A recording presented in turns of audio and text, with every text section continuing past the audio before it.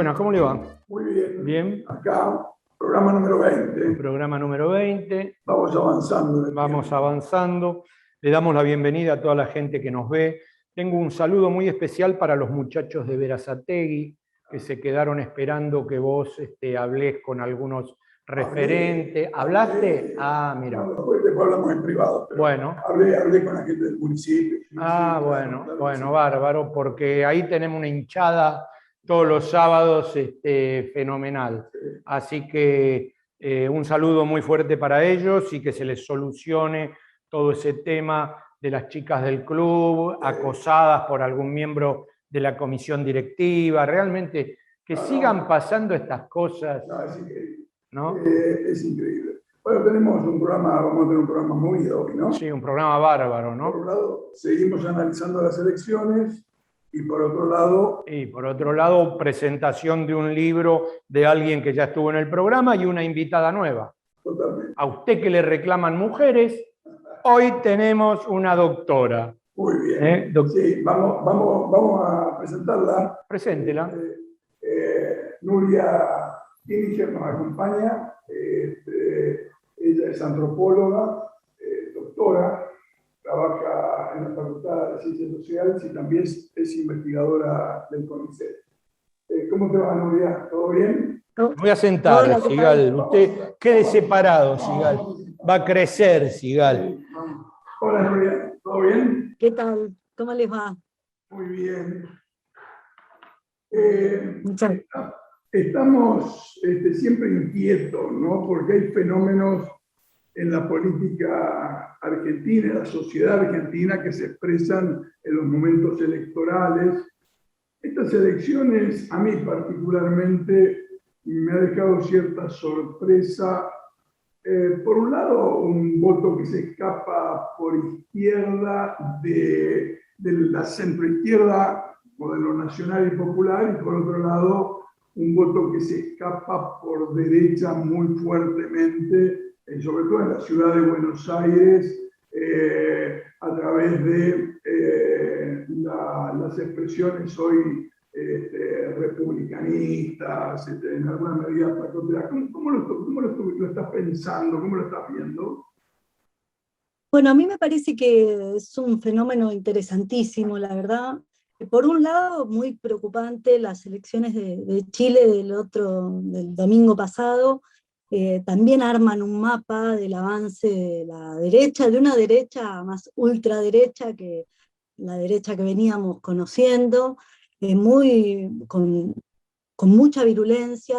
Acá el crecimiento de Milei y la cantidad enorme de votos que sacó, no solo son para preocuparse, sino para tomar en consideración que hay algo de esa convocatoria eufórica de la ultraderecha en nuestro Cono Sur y en nuestra América, que convoca a una sociedad en profunda crisis, ¿no? En un mundo con una crisis económica muy, muy importante que con la pandemia recrudece de un modo muy cruel, y que evidentemente las propuestas más tranquilas, más relajadas, no terminan de convocar. Y en ese sentido, el crecimiento de la izquierda trotskista en nuestro país, en las últimas elecciones, me parece que también va un poco de la mano con este fenómeno de una búsqueda por parte de sectores del pueblo argentino de algunas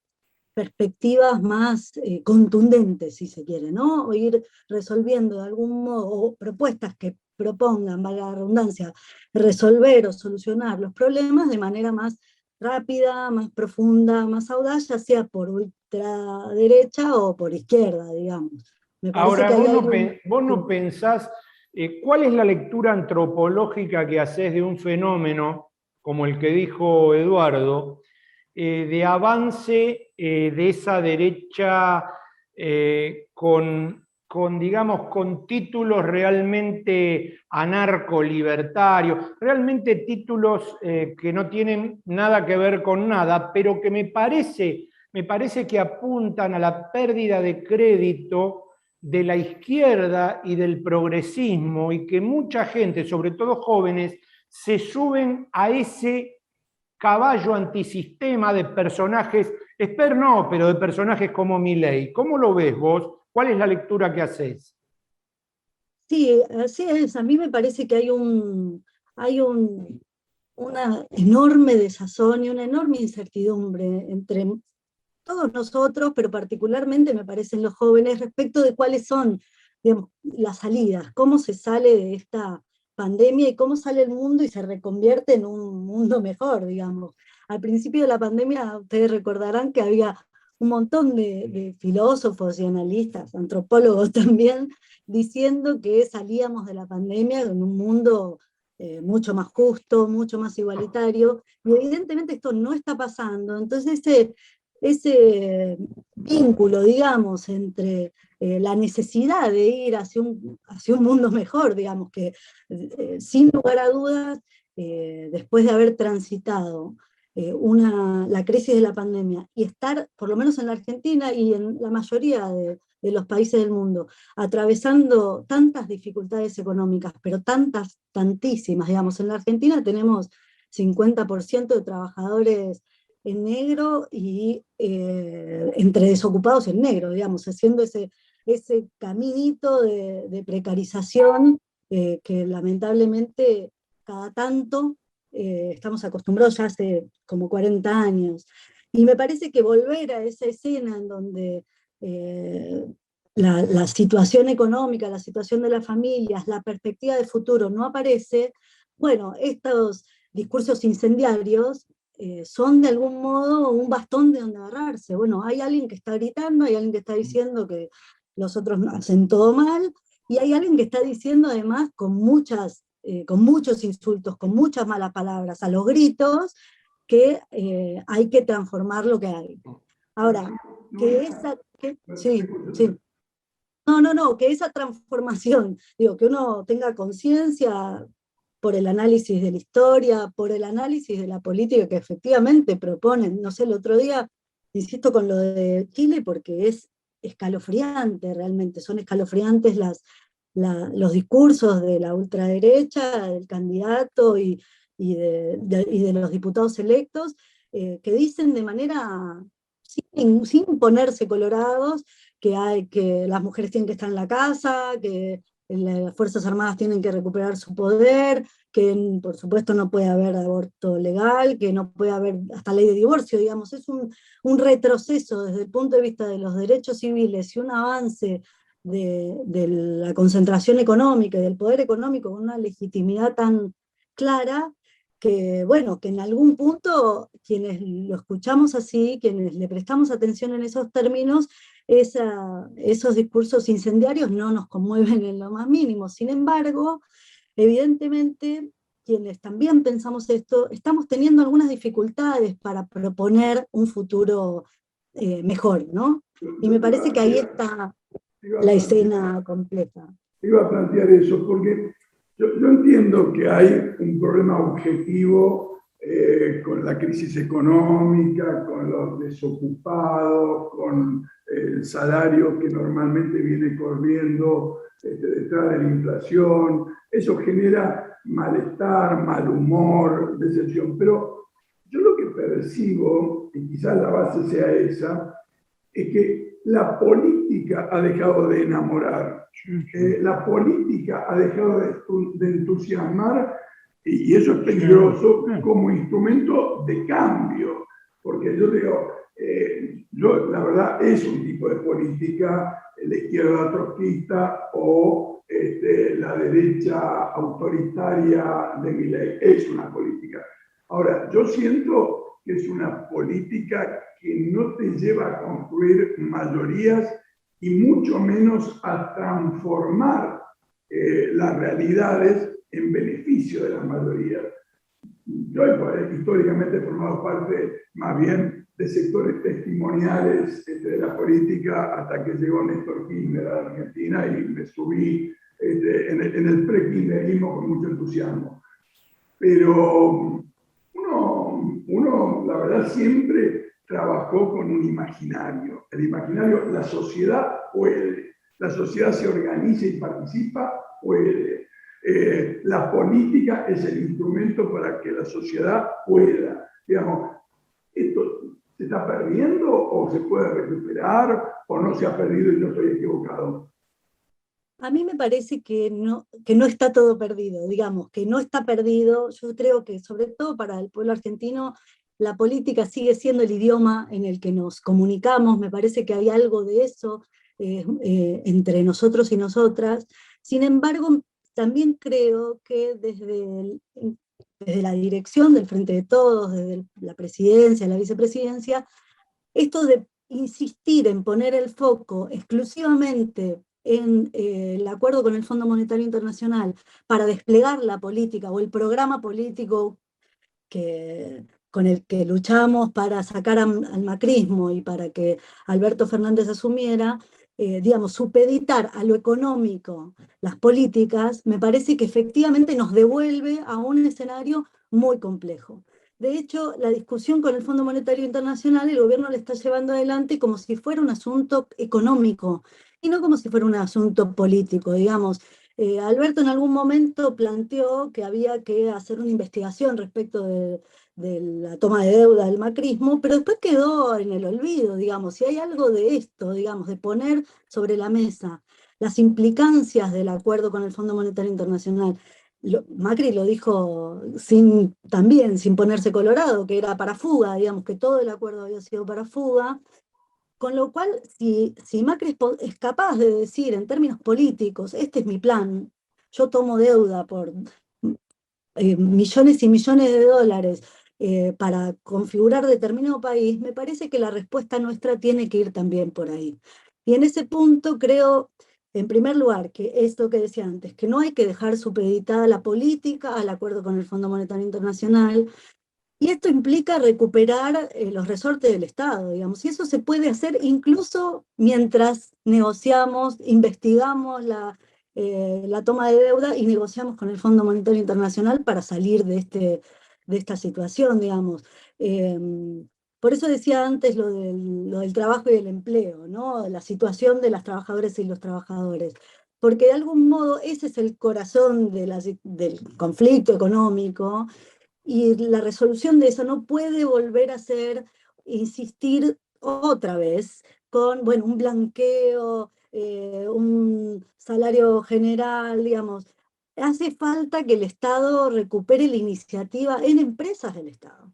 Ahora tenemos un montón de discusiones y debates interesantísimos respecto de las cuestiones ecológicas, ambientales y las energías renovables, el litio, etc. Bueno, la Argentina tiene para ser dulce con eso, siempre y cuando el Estado tome las riendas de esos procesos de desarrollo, ¿no?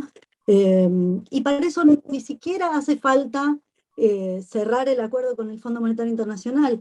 Bolivia tiene una empresa de litio, están dispuestos, ya hubo algunas negociaciones, algunas conversaciones respecto de una empresa biestatal nacional. Bueno, ¿por qué no ir por esos caminos, digamos, no? En la medida en que el gobierno y la dirección del Frente de Todos y la militancia que hoy constituye que estamos dentro del Frente de Todos, no empecemos a proponer políticas que efectivamente resuelvan los problemas tan serios y, eh, y con un futuro, digamos, y con una perspectiva de desarrollo soberano para nuestro país, de integración latinoamericana, etcétera, digo, recuperar esas banderas y volver a ponerlas sobre la mesa, me parece que es muy difícil enamorar a nadie para hacer política. Y en Julia, algún punto... yo creo, viste, que es muy importante generar un mecanismo de escuchar las demandas que vienen de los sectores populares. Esto que vos decís, bueno, el litio, no podemos pensar en una especie de OPEP de organización de países productores de litio. Chile, Bolivia, Argentina, somos casi el 90% de la producción mundial. No podemos generar imaginarios vinculados, así como hicimos a los derechos de igualdad de género. No podemos, me parece que hay que ampliar la agenda, y la ampliación de la agenda viene de escuchar a los sectores populares, a los trabajadores, a la cultura, a las universidades. Me parece que por ahí tenemos que caminar, ¿no? Sí, yo estoy de acuerdo. Hay algo de esa agenda que me parece que tampoco se trata de recauchutar la agenda social y cultural que tuvimos hasta el 2015. Y me parece que es muy importante en ese punto también ubicar que hay algo de la derrota del 2015 que tuvo que ver con límites estructurales también, ¿no? Y que en todo caso es ya hora de empezar a dar esos debates. Por eso digo, lo del litio me parece importante, la energía eólica en nuestro país también puede ser una fuente de enorme riqueza para el Estado argentino. Bueno, hay una discusión respecto, evidentemente, de la propiedad, y hay que poder darla, me parece, sin miedo también, ¿no? Me parece que estamos en un momento muy complejo en el mundo, porque la antinomia entre comunismo y libertad vuelve a ponerse sobre la mesa, es la campaña contra Boric en Chile, fue la campaña contra Lucho Arce en Bolivia, también, bueno, ahora el año que viene va a ser con Lula y probablemente vuelvan a reponer esa antinomia. Me parece que... Bueno, te tenemos Sí, que dar las gracias y perdón. cortarte, pero realmente te esperamos de vuelta, porque Cuando quieran. todo esto que dijo, Sí, muy importante. no, y aparte me parece que dio en el clavo con algo que tiene que ver con la educación. Sí, claro. Claro. Para que haya futuro tiene que haber educación, Nuria, si no, estamos al horno. Muchísimas gracias por esto, te dejamos la despedida y nos vamos a recibir a Miguel Repiso, a Rep, con la presentación del libro de Maradona. Gracias, gracias. Muchas gracias por invitarme. No, al Cuando quieran. contrario, gracias por estar. No, gracias a ustedes. Bueno, te dije que íbamos a tener un programa especial. Lógicamente, como siempre. Bueno, O sí, mejor que siempre. humildemente mejor que siempre. Ahí está. Bueno, el invitado ya estuvo al principio de Claro, Políticas de Estado. sí, claro. ¿Sí? Es un tipo especial, estuvo hablando del humor en la pandemia, etcétera, etcétera, etcétera. Es un tipo especialista en escribir cosas sobre gente que molesta. ¿Cómo le va, Repiso, alias Rep? ¿Qué cuenta? Buenas tardes, noches. Bien. Oh, bien, bien, está bien. Es un día equívoco, triste y alegre, lluvioso y no lluvioso, pero está todo bien, ¿no? ¿Cómo andás, Miguel? Diego, nacido para molestar, me acuerdo cuando pasó lo mismo con Evita, nacida para molestar. ¿Por qué nacido para molestar Diego Armando Maradona? Me parece que sin terminar de ser sanguinario con los poderes que él conocía, los molestaba. Esa es mi lectura. Él molestaba y a los que molestaba lo que consideraban traidor porque los criticaba desde el propio territorio, ¿no? Desde la FIFA, la AFA, el poder mediático, es decir, los periodistas, el Vaticano, donde fuera, él, sus estiletazos verbales, sus actitudes fueron molestos para con gente que conocía muy bien, ¿no? Si hubiera sido un tipo de afuera del sistema no hubiera jodido tanto. Encima es el tipo más famoso del mundo, imagínate. Hay mucha gente que está aliviada desde hace un año. Pero no será una situación media rara. Te pregunto, Miguel, ¿cómo andás? Hola. Es un tipo que viene de los márgenes de la sociedad argentina, de la pobreza, como muchos argentinos que logran, por el esfuerzo y por sus habilidades y por cualidades innatas, salir de la marginalidad al vértice del mundo, porque en realidad el tipo termina siendo el número uno prácticamente del mundo, como tú dices. ¿Eso no le molestará a los sectores de poder? ¿No le habrá molestado a los sectores? ¿No es molesto por eso también? Ah, bueno, al principio no. Pensemos que lo marginal siempre está en él, o por lo menos el sur del sur del sur. ¿Qué sé yo? Primero pensemos en los padres, correntinos, guaranítico, el padre, se vienen a una villa a vivir. Nacen en una villa, nacen en el Policlínico Evita de Lanús, pero enseguida se van a vivir a Fiorito. Él es de Fiorito, él es de los potreros de Fiorito, es de la villa, y luego a fuerza de malabarismos y jugar lindo y ser capitán de cebollitas y los entretiempos de Argentinos Juniors, salir subcampeón, salir goleador, luego que no lo convoque Menotti para el 78, pero sí para el 79, salir campeón del mundo en el 79, luego el 82, el fracaso de la selección del 82, pero en el medio Boca, que sale campeón, digamos, hasta ahí creo que no molestaba tanto, era hasta te diría un tipo funcional al poder, ¿no? Al poder que quería mostrar una Argentina con algún aspecto bello, y la belleza era el juego de Diego, ¿no? Así que a mí me parece que cuando empieza a molestar Diego es sí a partir del 86, cuando ya es indiscutido el mejor de todos los tiempos, y empieza a molestar en Italia también, ¿saben? Bueno, ahí es cuando empieza a armar lo que yo creo que fue la primer patada en los huesos, por no decir otra cosa, el sindicato de futbolistas, ¿te acordás? Y claro, ahí empieza a generar una molestia al sistema fenomenal. Sí, primero molesta al norte de Italia, claro. Y también molesta a Italia toda, menos al sur, al ganarle la eliminatoria, no la eliminatoria, la fase de cuarto de final, creo, octavo, a Italia, y pasa a la final, y en Italia toda, en Roma, lo chiflan al equipo de Diego, de Maradona, y él lo putea. Ahí como que empieza una bronca explícita de Diego, ¿viste? Y que después se trasunta en ese mismo entrega de premios con un llanto, y después ahí creo que le sale todo el resentimiento, que es un condimento muy especial para Diego y para todos los que nacemos en los márgenes, y siempre vamos a tener un resentimiento para con las clases dominantes, ¿no? Él creo que es eso, pero por sobre todas las cosas, un libro así ocurre porque él fue el mejor de todos los tiempos jugando a la pelota, ¿no? Después viene el otro asunto, que es la vida post-futbolista, y hasta te diría, a partir de hace un año, la vida post-mortem, que ya es una especie de trámite de santificación popular, esto que estamos viviendo, ¿no? Por un lado, la santificación popular, y por el otro, los denuestos de la derecha tratando de bajarlo del pedestal y enlodecerlo, ¿no? Enlodarlo.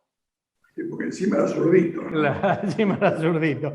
No, pero vos fíjate que el mundo del fútbol, que no se ha caracterizado por tener personajes como Maradona, ¿sí? No solo con las piernas, sino con el discurso, podés rescatar muy poco. Por ahí lo podés rescatar a Sócrates en Brasil, que era un tipo de izquierda, un tipo que realmente también intentó ir contra el sistema, pero nunca con el prestigio y el expertiser mundial de Maradona.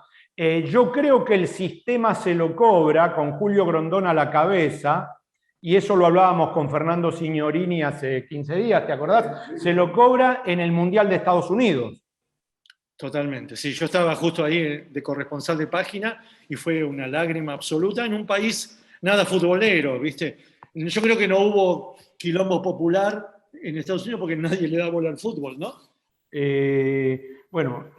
Yo creo que más allá de tildarse hablando de Maradona, creo que es interesante lo que está diciendo, porque te acordás lo que hablábamos con Signorini del antisistema, ¿no? O sea, un tipo que cuando planteó el sindicato de futbolistas se armó un quilombo, porque te imaginás era ir contra la dirigencia. Y aparte tener una forma de organización para reclamar todo junto, digamos, también. Sí, es como que, bueno, ¿viste? Empezaron con el tema, justo ahora que el año que viene el Mundial de Qatar, empezaron con el tema guarda con los horarios, con jugar, ¿viste? En horarios que los futbolistas terminen insolados o con posibilidades de enfermedades cardiovasculares. Siempre pasa en todos los órdenes de la vida. Si no te organizas, si no te asocias, si no te complementás, siempre el que tiene un poquito de la manija es el que te lleva patadas o a chirlos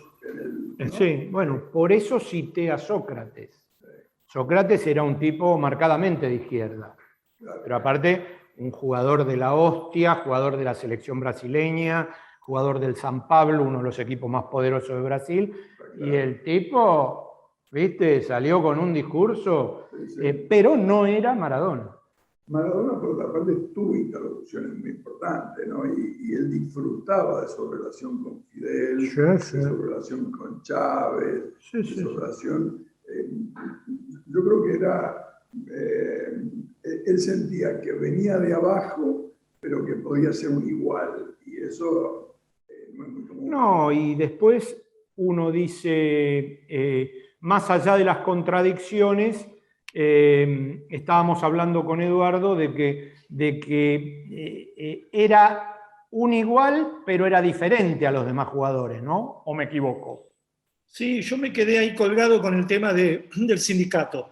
Yo creo que Sócrates, si hubiera convocado al sindicato, no hubiera tenido la conscripción Claro. que tuvo Diego, porque Diego aparte era buen compañero, yo no sé Sócrates cómo era, seguramente era buen compañero, pero Diego era el capitán del mejor seleccionado, era el mejor del mundo, era capitán, y a la hora de defender a su equipo en vestuarios y en la cancha era el principal, ¿viste? Eso es el sur, eso es la solidaridad que él, esa solidaridad vecinal que él seguramente vivió en Fiorito ya, ¿viste? Esa cosa de las señoras tienen que ir a parir a uno de sus hijos y los vecinos tienen que cuidar a la familia numerosa, le falta laburo a alguien, vamos a llevarle la carne, eso yo creo que en Diego está y nunca se va a disipar ese efecto del margen de Diego con lo bueno y lo malo que es la pobreza y el hambre, ¿no? Que Miguel, ¿cómo te fue con la presentación del libro en el Centro Cultural Kirchner? Ah, sí, fue muy linda y ya me parece como que es un perfil de lo que me va a pasar en las sucesivas presentaciones que ya ahora empiezan a pedirme. Ahora me voy al Rosario, a Santa Fe, a Río Gallegos, a Ushuaia, a Mendoza, y como que ahí me parece que ya estaba el esbozo de las caritas que yo voy a ver viendo los dibujos, porque yo proyecto los dibujos atrás y la gente lo va, ¿viste? Yo voy haciendo como una especie de radiografía de cómo reacciona la gente, más allá de que hablamos, ¿no? Yo siempre invito a alguien a que me acompañe, Saborido, bueno, quien sea. Y me parece que empezó con Buena Estrella, que es lo que vio la Tota cuando ingresó al policlínico Evita de Lanús. Vio en el piso un prendedor en forma de estrella y lo recogió, y ahí ya tuvo una estrella. Ah, mira. Esa no esa, de todas las que conozco, esa no la sabía. Sí, es una leyenda que ellos ayudaron a difundir y que está en los libros acerca de Diego, así que no es que yo la inventé para dibujarla, la dibujé con una base de rigor periodístico, ¿no? Bueno, nos Como debes tantas otras. Nos Como tantas debes otras. ¿Cómo? ¿Qué? No, como tantas otras, porque van a haber dibujos, muchos basados en la realidad más posible, que es la que ha sido fotografiada o ha sido cronicada, digamos. Pero hay muchos que dibujo y que parecen fantasía, pero a veces tienen una base de realidad, solo que yo la estilizo y la hago, dibujo y la hago, por sobre todas las cosas, humor, porque Diego tenía mucho humor, recuerden eso. No solo nos daba alegría futbolística o nos daba drama, que nos hacía llorar, sino que también nos hizo reír mucho con sus frases. Bueno, Miguel, realmente gracias por esto, gracias por aparecer acá en Políticas de Estado con Eduardo, conmigo, a días nomás de haber presentado el libro. Y bueno, nos debes el libro, Miguel. Bueno, está bien. Planeta les debe el libro. Yo no le debo nada a nadie. Yo no le debo nada a nadie. Yo pagué todas mis culpas. Decile a Planeta que nos regale el libro. Bueno, te damos un fuerte abrazo, suerte con la gira, suerte a donde vayas y seguí buscando personajes para molestar, para hacer biografías para molestar. Escúchame, hoy a las 11 de la noche en la TV pública hay un programa especial sobre el libro con invitados a los cuales yo entrevisto. Así que eso estaría bueno para ver un programa distinto. Está Estela de Carlotto, Dolina, dos chicas que juegan al fútbol, Dátola y Saborido. Así que los encuentro ahí. Ahí van a ver muchos de los dibujos que todavía no te llegaron porque algo habrás hecho. Un abrazo grande, Miguel. Que tengas una buena semana. Gracias a los dos. Bueno, habrá que comprar el libro. Si no me lo quiere regalar, lo tendremos que comprar. Se lo tendremos que pedir a Planeta el libro. No te veo con Planeta. No veo, no es fácil. Pero bueno, me parece que pasarán los años y Maradona seguirá siendo... Lógico, aparte está en el corazón, en la conciencia, en la alegría, en la tristeza, en el sufrimiento.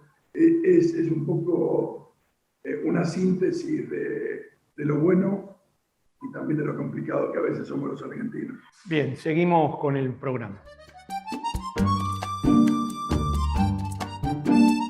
Acompaña a Política de Estado Puerto La Plata, un importante nodo logístico para los sistemas productivos de la región. Un puerto en continuo desarrollo. Puerto La Plata, el puerto del futuro.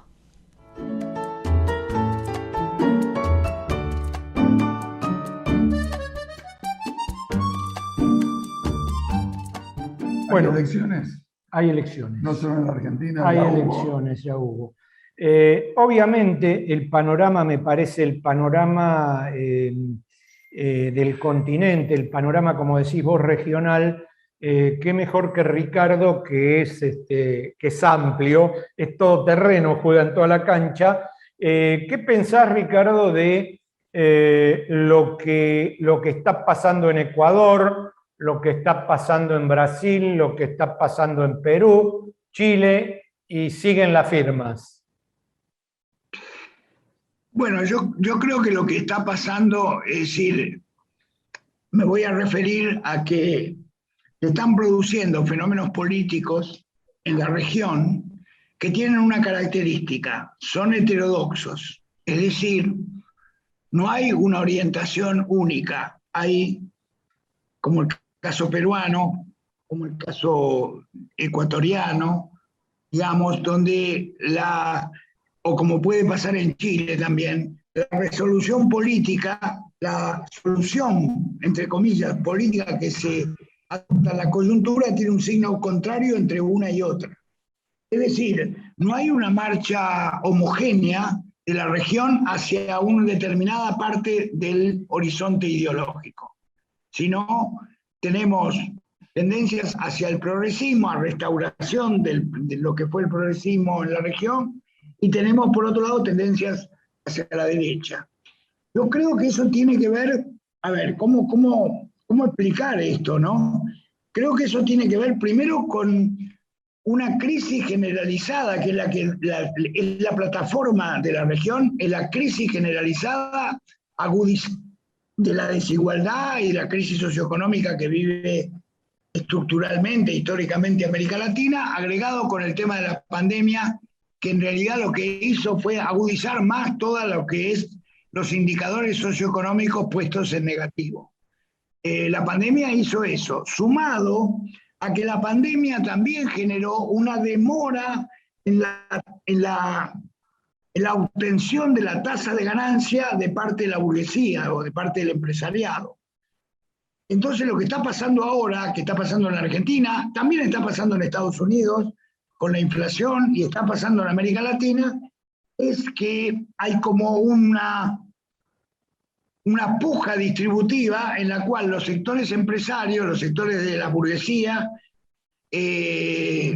nacional o internacional, porque en América Latina la presencia de las multinacionales es innegable, es una tasa de ganancia para recuperar lo no ganado en el año y medio o 2 años de pandemia. Por lo tanto, digamos, la solución con salidas por izquierda, caso Perú, aunque Perú presenta una serie de temas, ¿no? Porque que también lo podemos abordar. Es decir, caso Perú o salidas por derecha, como le puede pasar a Chile. Dije Perú y hago un paréntesis en Perú, porque Perú es un buen ejemplo de lo que cuando estamos analizando las elecciones en la Argentina. En realidad lo que estamos analizando en el fondo es la necesidad de construir mayorías. La necesidad de construir mayorías. Hoy tenemos la elección del 14, tuvimos un empate. Es un empate, no en números absolutos. ¿Se entiende lo que digo? Es un empate entre dos fuerzas, dos coaliciones. Ninguna parece que puede dominar totalmente a la otra. Bueno, en Perú gana la izquierda, pero gana con el 16% de los votos. O sea, llega a un balotaje y ahí gana la elección, y realmente Castillo está muy condicionado. al punto tal de que empieza a hacer concesiones, que es lo que estamos viviendo ahora en Perú. Yo te decía, Ricardo, quiere decir que no podríamos definir en la región que hay una oleada conservadora, como en algún momento parecía, Sí. ni tampoco una oleada transformadora, nacional, popular. Es como que estamos en medio de una puja donde aparecen fuertes expresiones de derecha, fuertes expresiones nacionales populares, y bueno, eso aún no define tendencia, y a lo mejor tengamos que convivir con situaciones parecidas durante bastante tiempo, ¿no? Sí, sí, y además pasa lo de la Argentina. O sea, ninguna fuerza ideológica, inclusive, puede asegurar una hegemonía por mucho tiempo. El macrismo fracasó, pero fracasó también para la derecha, fracasó también para ellos, o sea, fracasó para sus autores, porque duró un periodo, no pudo asegurar la reelección. Y el problema que tienen los Castillo o Alberto Fernández, o el caso de Bolivia, el problema que tenemos, estructural, es que vos ganás una elección, suponete que sos un frente progresista, populista, ganás una elección, pero tenés que gobernar bajo el sistema que no lo hiciste vos, lo hicieron ellos. A mí eso me trae como inquietud, digamos, quizás son estas conversaciones que no tienen respuesta única. Muchas veces los procesos de transformación, por derecha o por izquierda, para definirlo en un lenguaje tradicional, requieren periodos más largos que los 4 o 5 años que establezca una constitución. Sí, es verdad. Entonces, es como que corremos el riesgo también en esta polarización, si no encontramos la construcción de políticas de Estado en algunas cuestiones, que estemos en vaivenes, que lo que hace un gobierno lo desanda el otro, lo que hace el otro lo desanda el que viene, y en definitiva los platos rotos los siguen pagando los sectores más humildes, más desposeídos, aquellos que tienen más dificultades, ¿no? Para no solo el acceso a los bienes materiales, también a la cultura, a la educación, a la salud, ¿no? Fíjate lo que vos decís, Eduardo, cuando yo hablaba de hegemonía. Se supone que hegemonía es un dominio no de corto lapso, de corto periodo, sino de un periodo mediano o largo. Fíjate lo que pasó en la Argentina. 2017, la mejor elección de Cambiemos, la mejor elección en la legislativa 2017. Octubre del 2017, 2 meses después comienza la caída del macrismo. Una caída a partir de la ley de jubilaciones, nos acordamos todo, y a partir de que además el país se quedó sin guita. O sea, a Caputo le dijeron se acabó, se le cerraron la ventanilla. O sea, 2 meses después. Ahora, 2 años después, o sea, en el 19,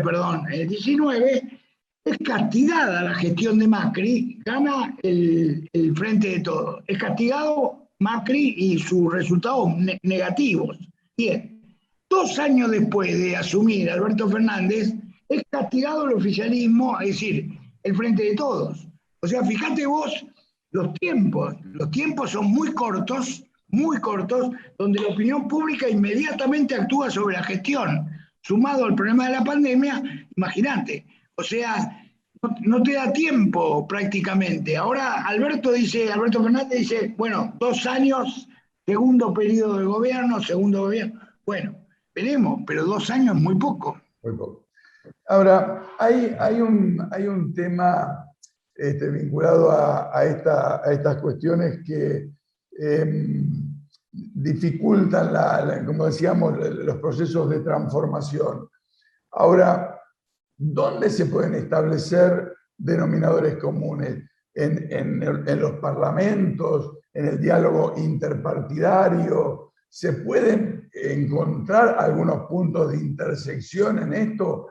Porque, te insisto, yo veo que los sectores de menores recursos son los que se van a ver más castigados en toda esta situación.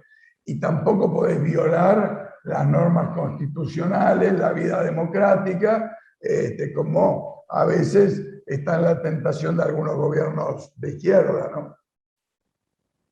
Sí, sí. Lo que vos planteás es un gran tema, ¿no? El tema de cómo es la construcción política. Claro. Realmente es un gran problema, porque saber cómo es la construcción política. Yo creo que algunas cosas que a uno le gusten o no son inevitables. Lo que es inevitable es la democracia, liberal tal cual está. Inevitable. O sea, no tenés otra alternativa que no es la democracia liberal. No tenés. Con posibilidad de eficacia, con posibilidad de resultados, no tenés. Entonces tenés que caminar por ahí. Aprovechar la etapa democrática, aprovecharla lo más posible en función de construir una posibilidad de una alternativa nacional y popular, digamos.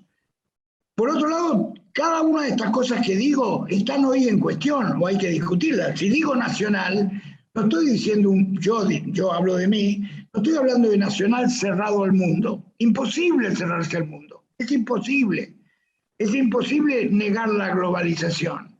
Por lo tanto, tiene que ser nacional en cuanto a defender los intereses nacionales, pero sigue vinculada al mercado externo, al capitalismo que ocurre en gran parte del mundo.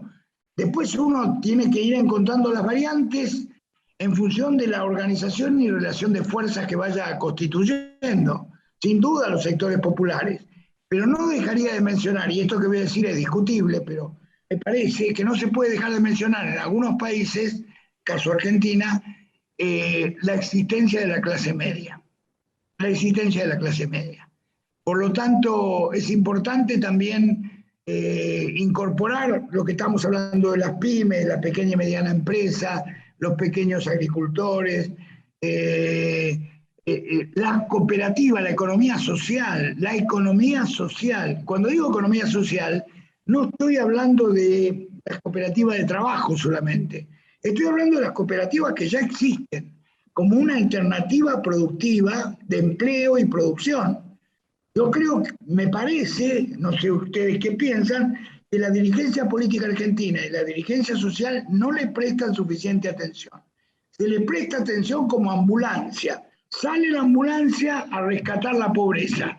No, yo estoy hablando del cooperativismo y el mutualismo en función productiva, claro, no de ambulancia. Claro.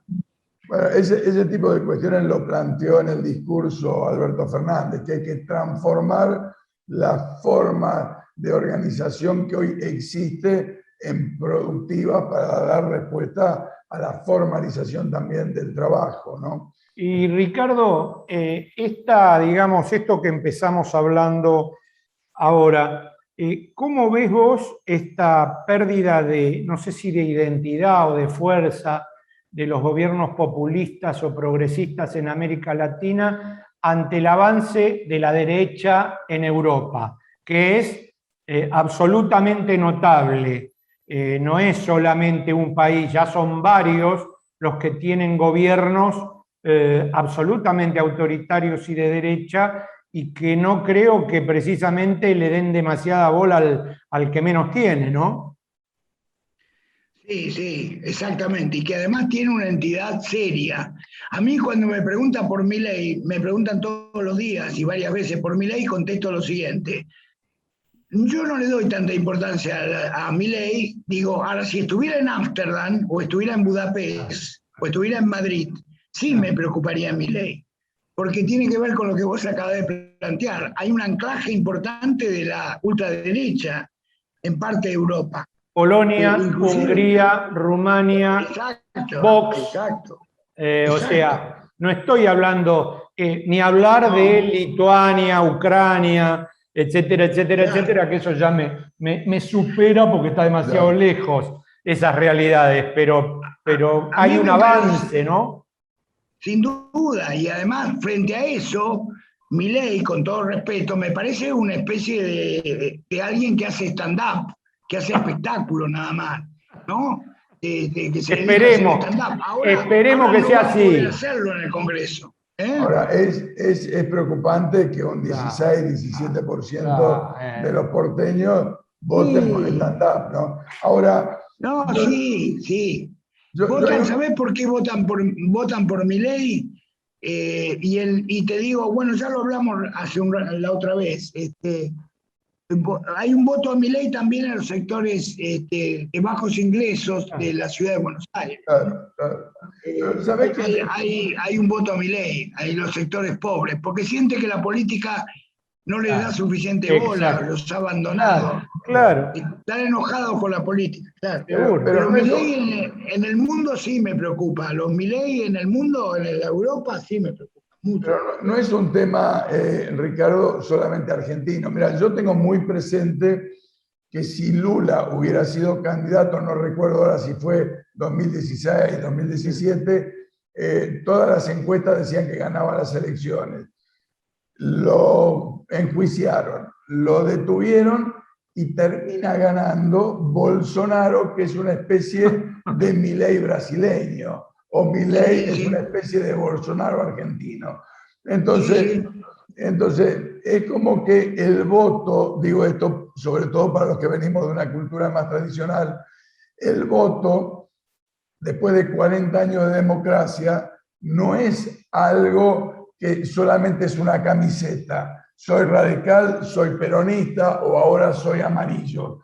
No, el voto es una especie de arma que cada hombre y mujer de la Argentina tiene, lo utiliza en situaciones concretas de una forma determinada. Me parece que eso es parte del desafío de la política de estas épocas también, ¿no? Sin duda, sin duda. También es cierto que el mundo, ¿no? Se dice, se derechizó, el mundo se derechizó. En realidad, yo lo traduzco de la siguiente manera. Se dice, se derechizó porque en realidad lo que pasó es que los tres ejes principales, para mí, de la hegemonía, son el capitalismo, la democracia liberal y el individualismo, desde el punto de vista de la cultura, o desde el punto de vista filosófico, son los tres ejes principales que se consolidan en el mundo, no es que se debilitan, se consolidan, y eso expresa indudablemente a lo que llamamos la derecha. Después hay matices, hay más a la derecha, hay antisistema por derecha, después hay matices, pero en realidad el núcleo central de la hegemonía se ha fortalecido, esto está claro, y de algún modo los países que somos países centrales, tenemos que bailar al son que ellos plantean y que ellos plantean. Lo más que podemos hacer es buscar formas de diferenciación, de soberanía política, ser lo más independientes posibles y desarrollar nuestro propio modelo económico y social. ¿Y eso te parece que con la concentración económica y por lo tanto también la incidencia de esta concentración sobre la política, será posible desarrollarlo con independencia en nuestros países? Porque no quiero utilizar lo que fue toda mi juventud y, bueno, el norte define, ¿no? ¿Hay puja, hay posibilidades de hacerlo? Mirá, yo me encuentro en el club en el equipo de los pesimistas, pero de todas maneras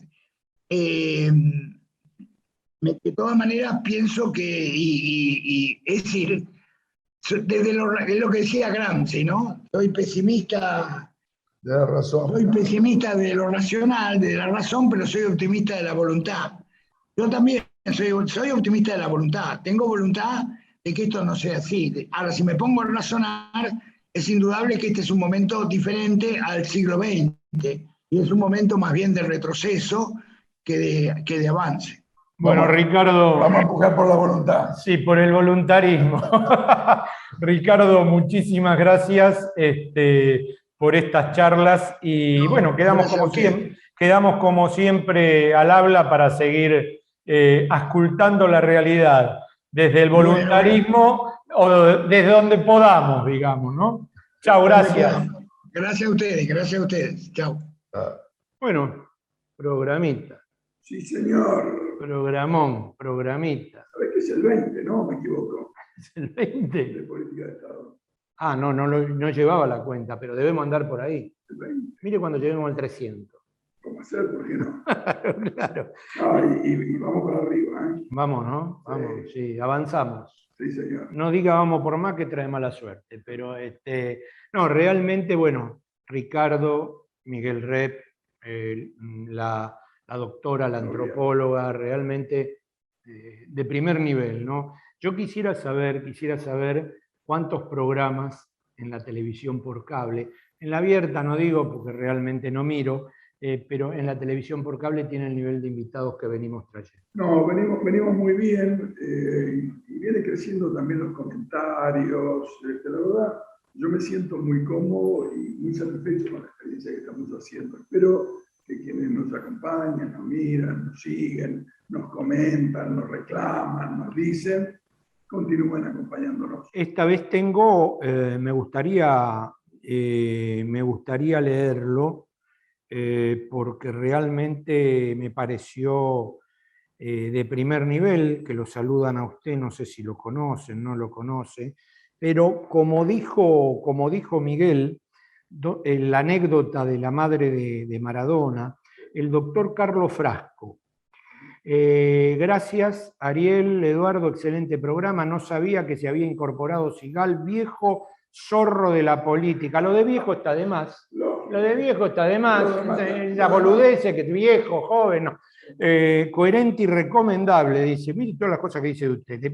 Le pagó usted para que diga eso. Como bien se ha expresado, perdimos y hay que recuperar mucho terreno. A mi modesto entender, siempre hay que referir que el enemigo es poderoso y casi inconmovible porque está suspendido en una percha. Expresión de Fidel al frente Farabundo Martí. Representado por el imperio cruel e inescrupuloso y por la vieja y jamás afectada oligarquía cipaya, dueña de la explotación de la tierra, muy rentable y hoy por hoy casi sin emplear mano de obra.